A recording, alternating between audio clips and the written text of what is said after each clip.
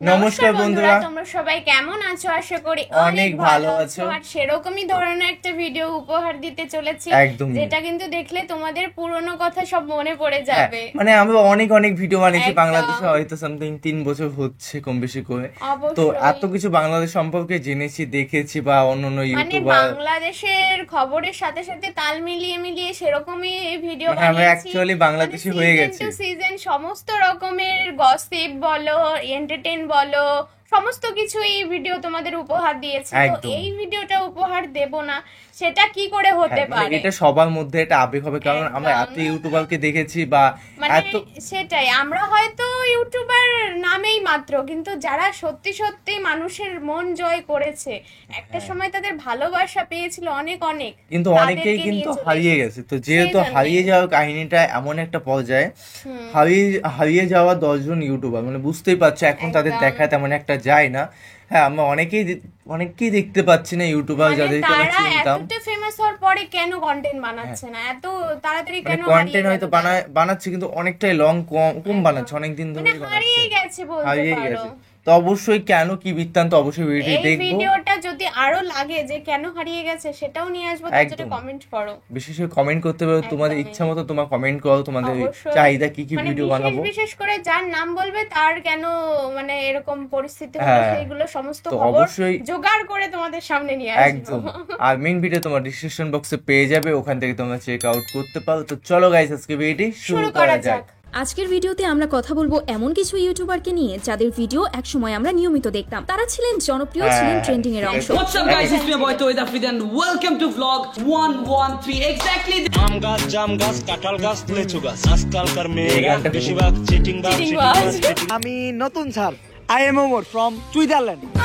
আজ আমরা এমন 10 জন ইউটিউবারের গল্পই জানবো যাদের হারিয়ে যাওয়া অনেক ভিউয়ারের কাছে নস্টালজিয়া হয়ে আছে। হতে পারে এই তালিকায় আপনার প্রিয় ইউটিউবার রয়েছে। তো চলুন তাদের হারিয়ে যাওয়ার পেছনের গল্পটা শুনে আসি। ভিডিওটি শুরু করছি তৌহিদ আফ্রিদিকে দিয়ে। What's up guys, it's me boy Tohid Afridi and welcome to another vlog. বাংলাদেশের সেরা 10 জন ইউটিউবারদের মধ্যে তৌহিদ আফ্রিদি অন্যতম জনপ্রিয় ছিল। এন্টারটেইনমেন্ট ভিডিও এবং ট্রাভেলিং ভিডিওর মাধ্যমে দর্শকদের মন জোগাতো তিনি। লাগে আর চোখে তুই তাকালে, তোর মুখে লাজুক হাসি, ভালোবাসি ভালোবাসি রে। লাখো মানুষ অপেক্ষায় থাকতো তার নতুন ভিডিওর, কিন্তু বর্তমানে তার এই বেহাল অবস্থা কেন? আপনি যদি তার ইউটিউব চ্যানেলটি ভিজিট করেন, তার সর্বশেষ আপলোড করা ভিডিওটি ছিল 11 মাস আগের, যেখানে বাংলাদেশে তার হিউজ পরিমাণ ফ্যান ফলোয়ার। তাহলে কেন সে নতুন ভিডিও আপলোড করছে না? এর উত্তর এখন আমরা সবাই জানি। কোটা আন্দোলনে শেখ হাসিনার পক্ষে কাজ করায় তার নাম তৌহিদ আফ্রিদি থেকে হয়েছে দালাল আফ্রিদি। একসময় তার ভিডিওর জন্য অপেক্ষা করা মানুষগুলো এখন তার প্রত্যেক ভিডিওর কমেন্ট বক্সে গালিগালাজ করে। হ্যাঁ, এজন্যই আফ্রিদি ইউটিউবে নতুন ভিডিও দেয় না। গাইস, যাওয়ার পথে আমি আমার চাচুর সাথে দেখা করে যাচ্ছি। সে হচ্ছে আমাদের কলিজার টুকরা, আমার চাচা হারুন কাকা। তো এরপর রয়েছে প্রত্যয় হিরণ, ওরফে যাকে আমরা দ্য আজয়রা লিমিটেড নামে চিনি। হে গাইস, কি অবস্থা? আমি প্রত্যয় হিরণ। তাহিরের গাওয়া সেই বসেন বসেন গানের মাধ্যমে তাদের জনপ্রিয়তার যাত্রা শুরু। এগুলো এডিটিং করা যায় না। এরপর বিভিন্ন ফানি ভিডিওর মাধ্যমে সকলের কাছে একটি পরিচিত মুখ হয়ে ওঠেন তারা। তোর ফাঁকাইডি আছে? ফাঁকাইডি মানে? আরে ওই যে এফএকে ফাঁকাইডি। ফাঁকাইডি না, এফএকে ফেক আইডি। সব ঠিকঠাকই চলছিল। প্রতিনিয়ত নতুন ফানি ভিডিও আপলোড করতো তারা, যেগুলো অডিয়েন্স, বিশেষ করে সেই সময় আমিও তাদের ভিডিওগুলো দেখতাম। এরপর তারা অনাকাঙ্ক্ষিতভাবে তাদের ভিডিওতে বেটিং সাইট প্রমোশন করার অপরাধে পুলিশ তাদেরকে গ্রেফতার করে। এরপর তারা ইউটিউবে ব্যাক আসলেও একদমই রেগুলার নয়। তাদের ইউটিউব চ্যানেলটি ভিজিট করেই দেখতে পাবেন প্রায় কয়েক মাস পর পর তাদের নতুন ভিডিও পাওয়া যায়। লাইভে শুধু 5টাই খেলাম, 4টা গেল কইয়া। সো আপনি কি তাদের ভিডিওগুলো দেখতেন কিংবা আরো চান নতুন নতুন ভিডিও তাদের? সো এরপর আমাদের লিস্টে রয়েছে হৃদয় হাসান শান্ত। এটা আমি দেখতাম। এই যে ভ্যালেন্টাইন ডে আইতি আছে, রঙিন একটা দিবস, এই দিবসে কি তুমি মানে গিফট টিফট করবা না? 2020-21 সালে তার অনেক ভিডিও ছিল টিকটক ইউটিউবের ট্রেন্ডিং এর অংশ। ত্রিকেট তাও তা তা তা তা তা তা তা ও বন্ধু তুমি শুনতে কি পাও, ও বন্ধু চোরা কাশেম আমি নলা কাশেম রে, কতগুলো গান গেছি। বিভিন্ন রকম কমেডি নাটক প্লাস মিউজিক ভিডিওতে অভিনয় করত তিনি। তখন তিনি খুব বেশি না হলেও একটা ভালো সংখ্যক দর্শকের কাছে পরিচিত মুখ হয়ে উঠেছিলেন। ডাক্তার কেমন হয় তো তোরা দেখালো বমি আসছে। বমি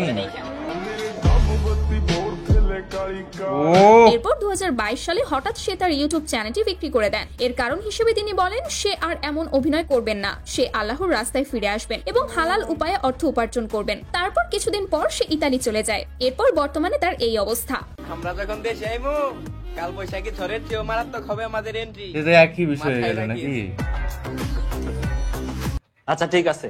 এরপর রয়েছে আরএস ফাহিম চৌধুরী। আসসালামু আলাইকুম एवरीवन, কি অবস্থা সবার? কেমন আছেন সবাই? আশা করি সবাই অনেক বেশি ভালো আছেন and welcome to my channel. বাংলাদেশের সেরা 10 জন মোটো ব্লগারদের মধ্যে ফাহিমের খ্যাতি একটু অন্যরকম। প্রতিনিয়ত বাংলাদেশের বিভিন্ন জায়গায় তার টিম সহ সে ট্রাভেলিং করে থাকে এবং সেগুলোর ভিডিও ধারণ করে তার ইউটিউব চ্যানেলে আপলোড করে। How was the drone view guys? So right now thank you আমারে অনেক একটা সাপোর্ট দিল। আর এখন আমি যাইতেছি বোর্ডে।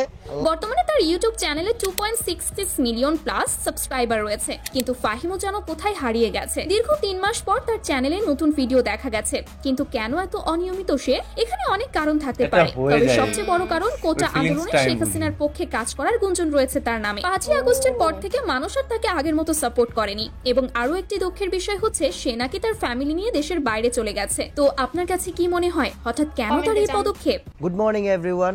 আর এখন ঘড়িতে সময় বাজতেছে ঠিক 4টা, বাট আকাশটা মেঘলাও না রোদও না, কিন্তু গরম লাগতেছে, দ্যাটস ওয়াই আমরা বের হয়ে গেছি। তারপর রয়েছে সালমান মুক্তাদির। আসসালামু আলাইকুম everyone, this is Salman Muqtadir, influencer Salman Muqtadir. Salman মুক্তাদিরকে বাংলাদেশের ইউটিউবের আইডল বলা হতো। বাংলাদেশের যে কয়েকজন বড় ইউটিউবার রয়েছে তাদের মধ্যে প্রায় কয়েক বছর আগে সালমান ইউটিউবে আসেন। 2012 সালে তার ইউটিউব চ্যানেলটি তিনি শুরু করেন। এরপর তারা ফ্রেন্ড সার্কেল মিলে প্রতিনিয়ত ফানি ভিডিও আপলোড করতে থাকে। আম্মা আমাকে খেলনা কিনে দাও। হ্যাঁ, এই ভিডিওটা খুব ভালো। দিতে হবে, নাইলে তুমি আমার মা না। যা তোর বাপরে বল কারটা বিয়ে করতে যা। বাপ কেন বিয়ে করবে? আমি বিয়ে করব।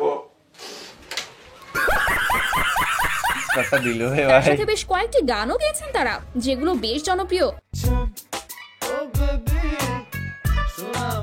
এই এটা শুনেছি।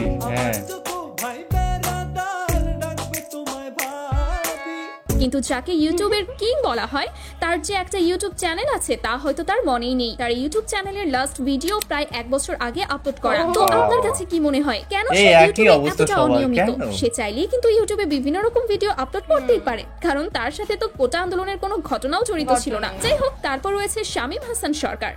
হ্যালো ম্যাঙ্গো পিপল, আমি ম্যাঙ্গো স্পোর্টস শামীম হাসান সরকার। আমি জানি আমাকে ছিল দরকার, তাই চলে আসছি কন্টেন্ট বানাবো আবার। হ্যাঁ, আপনারা তাকে একজন অভিনেতা হিসেবে চিনলেও তার যাত্রাটা ছিল ইউটিউবের মাধ্যমে। তার একটি ইউটিউব চ্যানেল রয়েছে যার নাম ম্যাঙ্গো স্কোয়াড। চ্যানেলটিতে তারা বিভিন্ন কমেডি ভিডিও আপলোড করত। কয়েক বছর আগে তাদের এই ভিডিওগুলোই ছিল মানুষের হাসির খোরাক।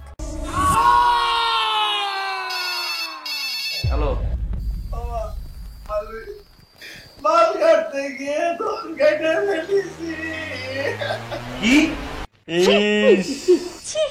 কি ফিলিংস হয় ভাই।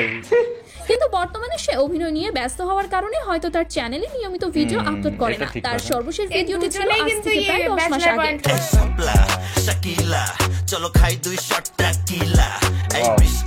তো আপনি শামীম হাসান সরকারকে অভিনয়ের মাধ্যমে চেনেন নাকি ইউটিউবার হিসেবে? কিন্তু তারপর রয়েছে শামিমা শ্রাবণী। নাম না শুনলেও তার এইসব ভিডিওগুলো দেখলে হয়তো মনে করতে পারেন তার কথা।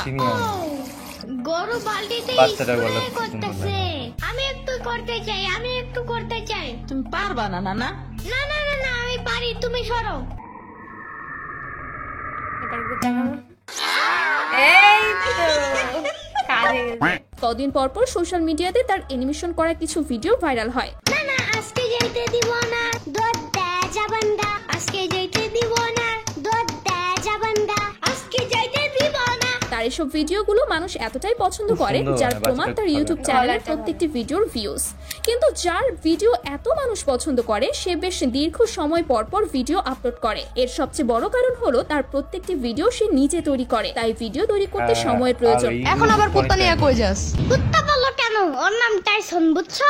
ঠিক আছে টাইসন, এখন বাইরে গেলে টাইসনের মা এসে খাবলা দিয়া ধরবে না তোরে? তাই হয়তো তার ভিডিওগুলো আমরা একটু দেরিতে পাই। তো আপনার কাছে তার এইসব ভিডিওগুলো কেমন লাগে কমেন্ট করে জানাবেন কিন্তু। সো এরপর আমরা রেখেছি ব্যাট ব্রাদার্স। কি রে তুই আলাদা মন করতেছিস কে? এইটাই কোন থেকে? আপনি কি নতুন স্যার নাকি? হ্যাঁ আমি নতুন sir. I am Omar from Switzerland. Switzerland. 2 থেকে 3 বছর আগে বাংলাদেশে ইউটিউবে বা টিকটকে ফানি ভিডিওর কথা হলে সবার মুখে থাকতো একটি নাম, তা হলো একদম। ব্যাচ ব্রাদার্স, যেখানে ওমর ভাই, আবির ভাই, মোরসালিন ভাই সহ অনেকেরই মিশ্রণে নানা রকম ফানি ভিডিও তৈরি হতো। দোস্ত তোরা কি জানোস যে সরকার বিয়ার বয়স কমাইছে?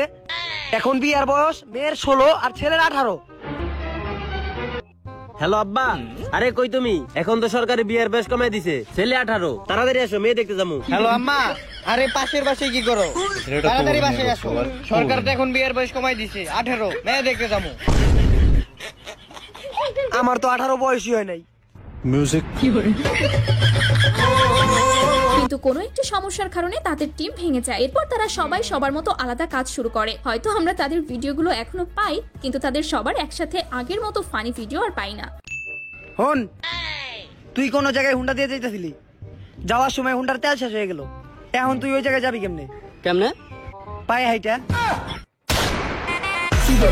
আপনারা কারা কারা আগের ব্যাচ ব্রাদার্সকে মিস করেন কমেন্টে জানাবেন কিন্তু। তো এরপর আমাদের লিস্টে রয়েছে ওমর অন ফায়ার। আসসালামু আলাইকুম guys, welcome back to the new episode of my daily. গলার আওয়াজ চেঞ্জ হয়। হ্যাঁ, আমি তার কথাই বলছি, তার দ্বিতীয় চ্যানেল, যেখানে তিনি আমাদেরকে প্রতিনিয়ত ডেইলি ব্লগ উপহার দিতেন। এন্ড খাওয়া শেষ করে রেডি হয়ে বাইরে পড়লাম। এখনো আমি জানি বাড়ছে। সারাংকোটে তেমন কোনো ঘোরার জায়গা নাই, বাট আপনাদের বাইরে তো আমরা চিনেনি, ঘরে একদম। মানে ইন্ডিয়া মনে হয়। বাংলাদেশের বিভিন্ন জেলায় ট্রাভেলিং করে সেগুলো তার এই চ্যানেলে আপলোড করত। সেই সময় একদিন পরপর ভিডিও দিলেও বর্তমানে এই চ্যানেলে তার নতুন ভিডিও পাওয়া যায় না। প্রায় কয়েক মাস পরপর নতুন ভিডিও আপলোড করেন তিনি। আর আজকে আমরা যেতেছি প্রতি বছরের মতো সুইমিং এ।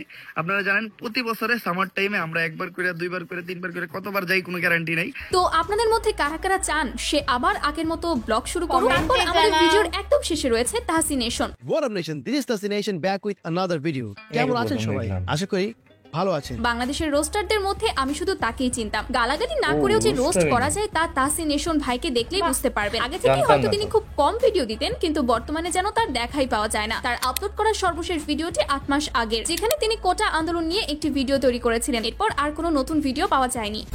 সো গাইস, এই তো ছিল আমাদের আজকের ভিডিও। আজকের ভিডিওতে দেখানো ইউটিউবারদের মধ্যে কে আপনার প্রিয় ইউটিউবার, তার নাম কমেন্ট কমেন্টে বক্সে জানাও। অবশ্যই কমেন্টে জানিয়ে দাও। সত্যি কথা বলতে কি, ওই আরেকজন আছে না যে ইউটিউব চ্যানেলটা বিক্রি করে দিয়েছে, ওনার ভিডিও প্রচুর দেখতাম আমি। উনি ভালো সুন্দর কন্টেন্ট বানাতো, খুব ফানি ফানি কন্টেন্ট বানাতো। আর সাইডে যে মেয়েটাও অ্যাক্টিং করতো, দুজন একসঙ্গে, ও, হ্যাঁ, বেশ ভালো মনে পড়ছে। কম্বিনেশন ছিল। দেখো সবাইকে কিন্তু এক পর্যায়ে অনেকে চাপের কারণে বা অনেকেই হয় না, আমিও মাঝে মাঝে ভিডিও আপলোড করি, ইচ্ছে করে না, এটা কোনো ভুল ধারণা। অনেক অনেক চাপের কারণে অনেক সময় এডিটিং হয়ে ওঠে না। সিচুয়েশন এরকম হ্যাঁ, হয়। এমন সিচুয়েশন এসে যায় যেটা ভাবি কি সকালবেলা করে রাখবো, এটা হয় না, শুনতে আস্তে আস্তে টাইম কেটে যায়।